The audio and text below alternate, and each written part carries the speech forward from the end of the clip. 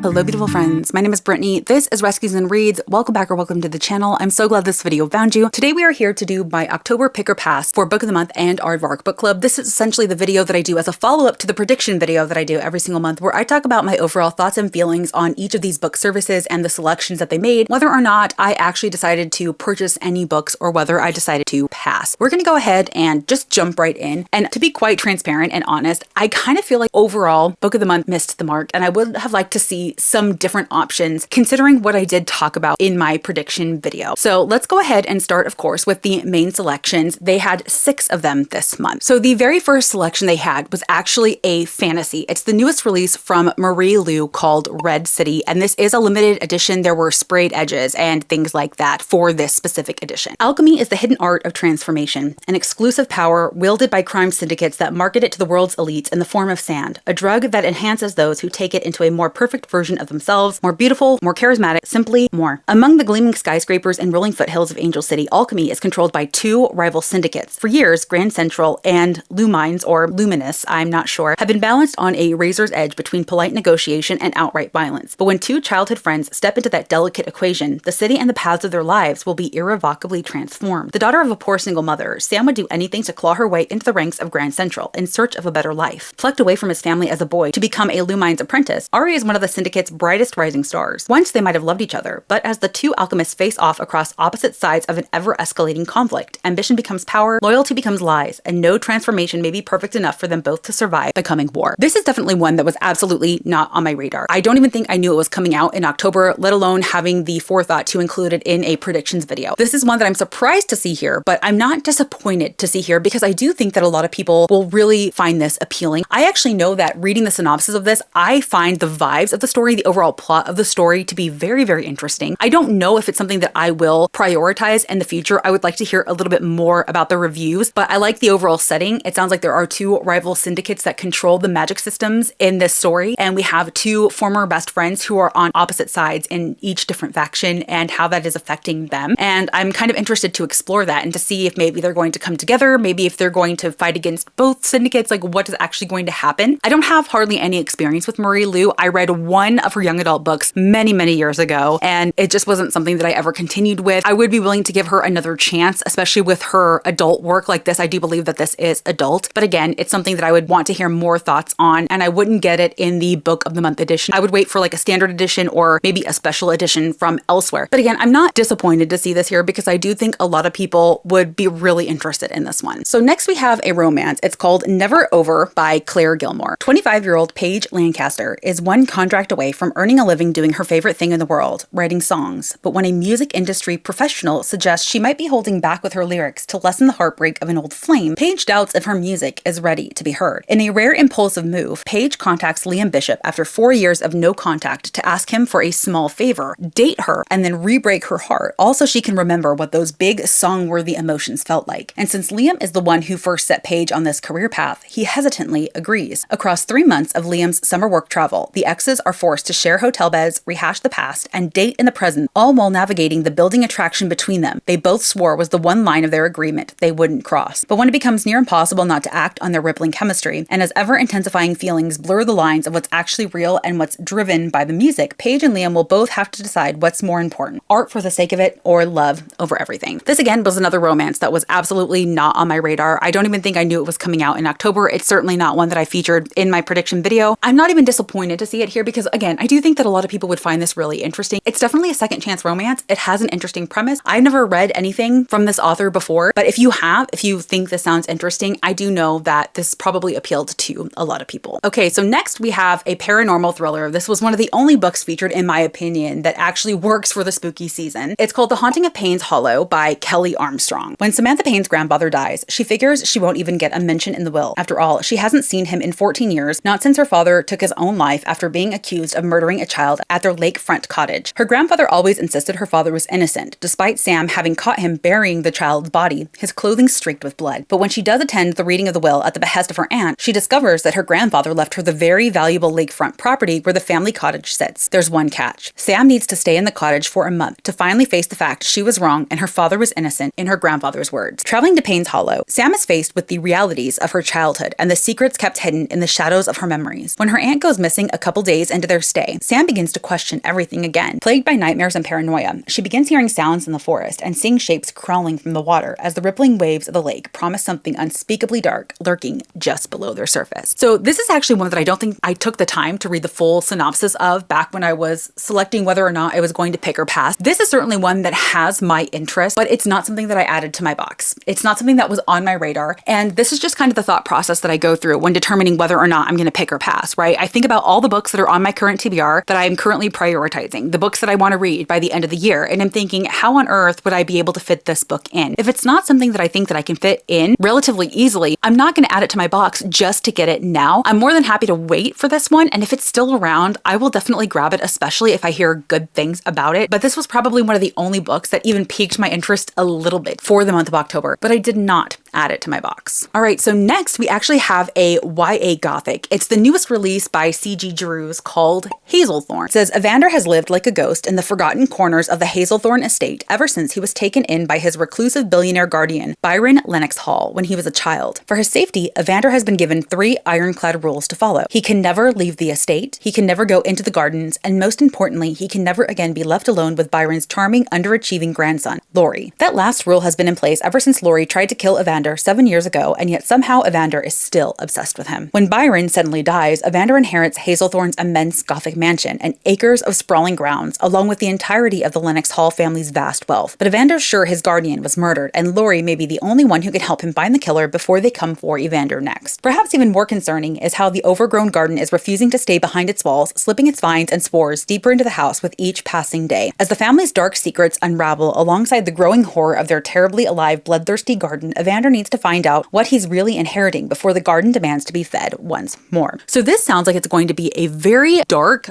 Gothic retelling of the Secret Garden. That's the impressions that I'm getting from this, honestly, and I'm kind of here for it. I'm really interested to see people's thoughts and feelings on this one because it's definitely not something I gravitated towards, right? It's YA. I'm not necessarily prioritizing YA over other things, but consider myself intrigued. I think that this is going to have the perfect atmosphere. That's what I'm getting when I'm reading this. It's going to be very, very atmospheric. I love a good Gothic read. I'm excited to hear more about this one. So this is another one that really took me by surprise when I saw it on Book of the Month, but I'm quite pleased to see it here. I think a lot of people will really enjoy it. All right, and then next we actually have one of the only predictions that I got correctly for the month of October, which was the Second Chance Cinema by Thea Weiss. It is a magical realism story. Again, I'm not going to read the synopsis of this because I did do it within my prediction video, but this says, read this if you like romances that explore what happens after the proposal, digging deep into the hard work that goes into creating a happily ever after. Grounded stories with an element of magic that feel ordinary yet extraordinary at the same time, and vintage film aesthetics, the titular cinema is a cozy, nostalgic throwback to an era gone by. So this is definitely one that I'm not surprised to see here because I did incorporate it into my prediction video, but out of all of the predictions that I made for October, I feel like there were stronger predictions that could have been featured. That's all I'm gonna say. But I really hope that those who were hoping to see this were excited that it was featured. And then the very last one that we see here is a book called The 10-Year Affair by Erin Summers. Book of the Month is kind of doing this thing where it's leaning very heavily into obscure literary fiction, especially translated fiction. I don't believe that this is one of the translated fictions, but it's definitely not something that is on my radar. Am I surprised to see it here? Not necessarily, but these are books that I'm definitely not gravitating towards. I don't honestly know if most people are gravitating towards these. You'll have to let me know if this is one that caught your attention, especially because it does feature infidelity. For some reason, I also feel like Book of the Month has been leaning heavily into the storylines that feature infidelity. I'm not entirely sure what is up with that, but this says, when Cora meets Sam at a baby group in their small town, the chemistry between them is undeniable. Both are happily married young parents with 2 kids, and neither sees themselves as the type to engage in an affair, yet their connection grows stronger, and as their lives continue to intertwine, the romantic tension between them becomes all-consuming until their worlds unravel into 2 parallel timelines. In one, they pursue their feeling, in the other, they resist. As reality splits, the everyday details of Cora's life, her depressing marketing job, her daughter's new fascination with the afterlife, her husband's obsession with podcasts about the history of rope gain fresh perspective. The intersecting and diverging timelines blur the boundaries of reality and fantasy, questioning what might have been and what truly matters. The 10-Year Affair is a witty, emotionally charged exploration of marriage, family life, and the roads not taken, and ultimately asks, do we really want our fantasies to come true? It sounds like this could potentially be sliding doors, right? Where you have the couple making the decision to start the affair and the couple making the decision not to start the affair. I mentioned this before, but I actually don't mind stories that explore infidelity if they're doing so in a way that is very nuanced, because I do believe, honestly, even though I would never stay with somebody who cheated on me, and I do believe affairs are are wrong and I would never do it and I would never expect somebody with me to engage with an affair. I do believe that there are a lot of complexities that go with the decision sometimes to engage in an affair. Sometimes it's just plainly impulse and lust, you know what I mean? But there could be more to it. And I feel like this is going to explore that. They featured a book a couple of months ago called Seduction Theory, which I thought was going to do a really good job of exploring that as well, but I don't think that it did. That was a really pointless book in my opinion. I think that this could potentially do it better, but it's not something that I added to my box. So if you have been paying attention, I didn't add any selections to my box for the month of October, and it was definitely an easy pass month for me. Now moving on into the add-on selections, Book of the Month did have 4 new add-ons. 2 of them, if I'm not mistaken, were mid-month add-ons, so they were there prior to October 1st whenever the books were released. So the very first one that we have is a book called The Book of Guilt by Catherine Chigi, and it's a literary fiction that I had never heard of prior to seeing it on Book of the Month. This says, England, 1979. Vincent, Lawrence, and William are the last remaining residents of a secluded New Forest home, part of the government's Sycamore scheme. Every day the triplets do their chores, play their games, and take their medicine under the watchful eye of 3 mothers, Mother Morning, Mother Afternoon, and Mother Night. Their nightmares are recorded in the Book of Dreams. Their lessons are taken from the Book of Knowledge, and their sins are reported in the Book of Guilt. All the boys want is to be sent to the big house in Margate, where they imagine a life of sun, sea, and fairground rides. But as the government looks to shut down the Sycamore homes, the triplets begin to question everything they have been told. Gradually surrendering its dark secrets, the Book of Guilt is a profoundly unnerving exploration of belonging in a world where some lives are valued less than others. Take of that what you will. It personally does not do much for me, but you'll have to let me know if you selected this and whether or not you enjoy it. Another one I had never heard of prior to seeing it on Book of the Month, and yet another literary fiction, is a book called Flat Earth by Anika Jade Levy. Avery is a young woman attending grad school in New York, working on a collection of cultural reports and flailing financially and emotionally. Having grown up in a dysfunctional family in which she was made to take care of her parents, she now seeks to be taken care of and even infantilized, which she plays out by dating older men for money and others for the oblivion their egos offer. In an act of desperation and possibly hallucination, she had taken a fair amount of Ambien that night, Avery applies for and secures a job at a right-wing dating app. The reports she is tasked to write for the startup eventually merge with her dissertation, resulting in a metafictional text that reveals itself on these very pages. Meanwhile, Avery's best friend Francis, an effortlessly chic emerging filmmaker from a wealthy family in the South, drops out of grad school, gets married, and somehow still manages to finish her first feature, Flat Earth. Francis's triumphant return to New York as the toast of the art world and literati sends Avery on a final tailspin, pushing her to make some of her most devastating decisions, but also ultimately bringing her back to her authentic self. Flat Earth is a coming-of-age story about America and about New York, a metafictional novel about transactionality, conspiracy theories, mimetic desires, and the difficulties of female friendship that's as sharp and ironic as it is sneakily heartbreaking. I don't know about you, but all I got from that synopsis was incredibly pretentious. All I got from that was a lot of words saying very, very little. So it is certainly not one that I am interested in. Next, we actually have a romance that I featured, I believe, in September's Book of the Month predictions. It's Kitty St. Clair's Last Dance by Kate Robb. I won't read the synopsis because I have talked about it previously, but the quick take just says, grab your partner and don your 1940s dancing shoes for this magical love story. It's a non-linear timeline, salacious, magical, and cozy. So I didn't get this prediction correct for September, but it was released at the very tail end of September. And like I always say, those books are just as likely to be featured in the next month as they are in the month of their release. So I'm not necessarily surprised that Book of the Month made this an October selection. And then the very final book that I have is a memoir called Told You So by Macy Neely. Macy Neely and the women of Mom Talk burst into the center of pop culture when Hulu's The Secret Lives of Mormon Wives took the world by storm. But the show barely scratched the surface of Macy's personal story. From becoming a mom at 20 to losing her son's father in a tragic car accident to going back to college as a single mother, she's only ever given us glimpses of the challenging things she's been through. Now finally, she's ready to tell us everything. In this inspiring and darkly funny memoir, Macy lifts the veil for readers on what growing up Mormon is really like and how its strict standards completely blow up for many young people when they get to college. When Macy arrived at BYU on a tennis scholarship, she was unprepared to manage the temptations she'd been taught were sins. She found herself drinking too much, stuck in an abusive relationship, and on the verge of falling down a dark and dangerous path. Suddenly, she was pregnant at 19 and mourning a boyfriend she'd been building a future with. Macy captures the period from college to adulthood with brutal grace, honesty, and humor, offering up a heartfelt portrait of a woman finding her voice and her strength. All of these trials led to her current love story, her journey with IVF, and of course, the inside story of Mom Talk. Fans looking for a juicy play play-by-play on the friend group drama will get everything they want and then some. But more than anything, readers will walk away with a sense of confidence in themselves and an ability to wear their scars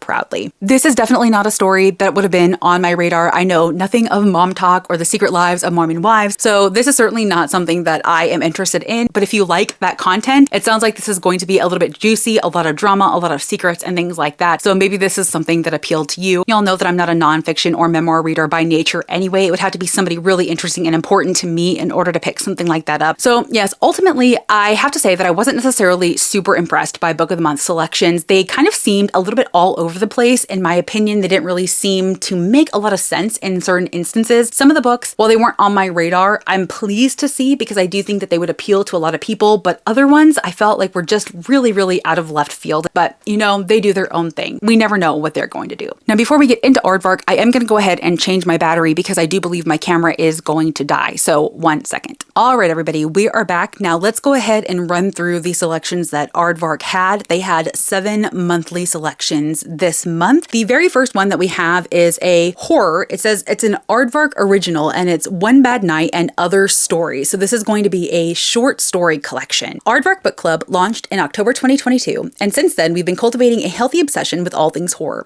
We're celebrating our 3-year anniversary with its original horror anthology featuring 8 past Aardvark authors: Kay Chronister, Del Sandine, Kylie Lee Baker, Rachel Harrison, CJ Lead, Jennifer Thorne, S.A. Barnes, and Stephen Graham Jones. This Aardvark exclusive is a special edition which includes a blue foiled hardcover underneath the dust jacket. This title is exclusively available through us, so I actually think that sounds really cool. I mentioned in the recent video that I posted on my Our Fantasy Bingo update that I have found a new appreciation for short stories this year. While I don't think that they are my favorite, and I still don't necessarily think they give me everything that I'm looking for in a story, this is really intriguing to me. I do think that this would be a really good way to dip my toes into these authors. It's not one that I picked up in the box, but I am actually kind of impressed to see this here and that they did go ahead and put together this really curated collection. And if you picked this up, please let me know what you think. All right, next we have another horror. It's called The Autumn Springs Retirement Home Massacre by Philip Fracassi. Rose Dubois is not your average final girl. Rose is in her late 70s, living out her golden years at the Autumn Springs retirement home. When one of her friends dies alone in her apartment, Rose isn't too concerned. Accidents happen, especially at this age. Then another resident drops dead. With bodies stacking up, Rose can't help but wonder, are these accidents old age or something far more sinister? Together with her best friend Miller, Rose begins to investigate. The further she digs, the more convinced she becomes. There's a killer on the loose at Autumn Springs, and if she isn't careful, Rose may be their next victim. Have you noticed that recently there's like a preponderance of books coming out that follow older protagonists that were either serial killers, assassins, final girls, things like that? It's a really interesting trend. This is definitely one that's interesting to me. It's not one that I jumped to grab because, again, I don't know when or where I would be able to fit it into my current TBR, but I found the synopsis of this one to be really entertaining. All right, next, Book of the Month actually brought back Bride as a selection. They had featured it before when it first came out, and I missed out on that one. And so since Mate is currently being released in October, they also featured Mate, but then brought back Bride. And those were actually the 2 that I added to my box because, again, I missed out on Bride when it was first released, and I believe the only other way you can get this book, unless you've gotten a special edition, is in paperback form. And so I wanted to go ahead and have the 2 hardback editions, and y'all know that Mate is currently on my October TBR. It's a priority read for the end of the year anyway, and so I knew it would be perfect to go ahead and grab this. If you're not familiar, Bride is a paranormal romance that features our main character, Misery, who is a vampire, and she is being forced to marry Lo, who is the head of the werewolves, for a political alliance, and she has to go live in werewolf territory. I really actually enjoyed Bride. I was surprisingly pleased by it because I'm not typically a paranormal romance girly, but I really liked the overall story of this, and I like the politics in that. So because of that, I knew that I wanted to continue in with Mate, even though I do know it follows a different couple, but I'm here for it. So I did ultimately end up putting those in my box. All right, next we actually have a gothic historical mystery that is supposed to be LGBTQIAP+. It's called All of Us Murderers by KJ Charles. When Zeb Wickman is summoned to a wealthy relative's remote gothic manor, he is horrified to find all the people he least wants to see in the world. His estranged brother, his sneering cousin, and his bitter ex-lover Gideon Grey. Things couldn't possibly get worse. Then the master of the house announces the true purpose of the gathering. He intends to leave the vast family fortune to whoever marries his young ward, setting off a violent scramble for her hand. Zeb wants no part of this greedy family, but when he tries to leave, the way is barred. The walls of Lackaday House are high and the gates are firmly locked. As the Dartmoor mists roll in, there's no way out, and something unnatural may be watching them from the house's shadowy depths. Fear and paranoia ramping ever higher, Zeb has nowhere to turn but to the the man who once held his heart. As the gaslight flickers and terror takes hold, can two warring lovers reunite, uncover the murderous mysteries of Lackaday House, and live to tell the tale. Okay, first, can we talk about this cover and how it's giving you very much like Hardy Boys / Nancy Drew vibes? I think that this could appeal to a lot of people. It didn't necessarily appeal to me all that much, so I didn't add it to my box, but this is yet another synopsis that I find pretty entertaining. All right, next we actually have a science fiction. It's called Salt Crop by Yumi Kitase. In Earth's not too distant future, seas consume coastal cities, highways disintegrate underwater, and mutant fish lurk in pirate-controlled depths. Skipper, a skilled sailor and the youngest of 3 sisters, earns money skimming and reselling plastic from the ocean to care for her ailing grandmother. But then her eldest sister, Nora, goes missing. Nora left home a decade ago in pursuit of a cure for failing crops all over the world. When Skipper and her other sister, Carmen, receive a cryptic plea for help, they must put aside their differences and set out across the sea to find and save her. As they voyage through a dying world, both beautiful and strange, encountering other travelers along the way, they learn more about their sister's work and the corporations that want what she discovered. But the farther they go, the more uncertain their mission becomes. What dangerous attention did Nora attract? And how well do they really know their sister, or each other? Thus begins an epic journey spanning oceans and continents and a wistful rumination on sisterhood, friendship, and ecological disaster. So that definitely sounds like it's going to be a lot of cli-fi, right? You're going to have climate fiction going on in here because this is set in somewhat of maybe like a dystopian world where you definitely are seeing the effects of climate change and what we could potentially experience in the future, you know, if anybody actually cares. And so this is another one that's really, really intriguing to me, but sci-fi is one of those genres that I don't feel very adventurous in. I feel like sci-fi is still a genre that I'm very new to and I'm very cautious of, but this was yet another one that I could potentially be convinced to read if I actually hear people talk about it and really, really love it. All right, and then their final main selection for the month of October was a book called The Mad Wife by Megan Church, which is a historical fiction novel. Lula Mayfield has spent the last 5 years molding herself into the perfect 1950s housewife. Despite the tragic memories that haunt her and the weight of her exhausting expectations, she keeps her husband happy, her household running, and her gelatin salads the talk of the neighborhood.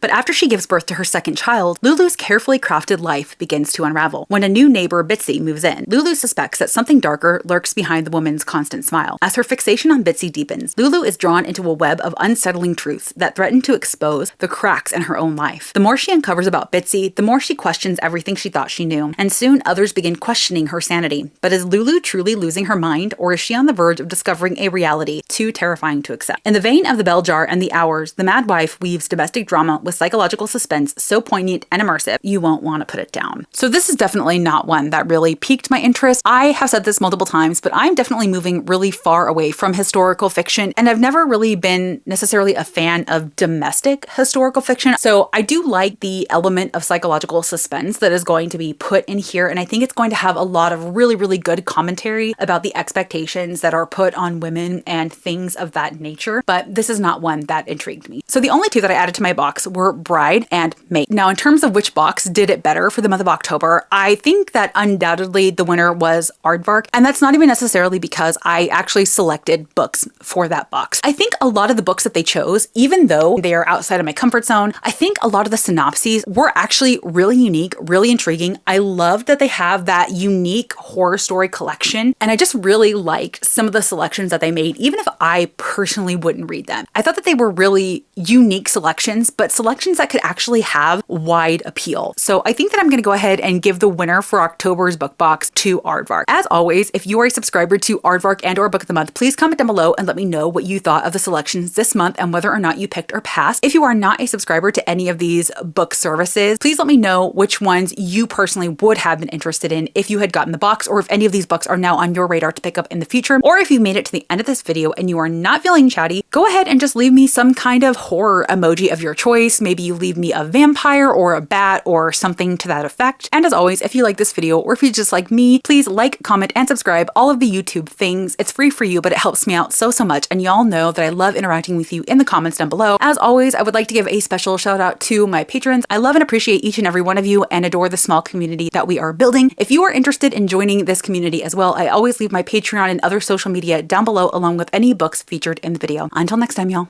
Bye.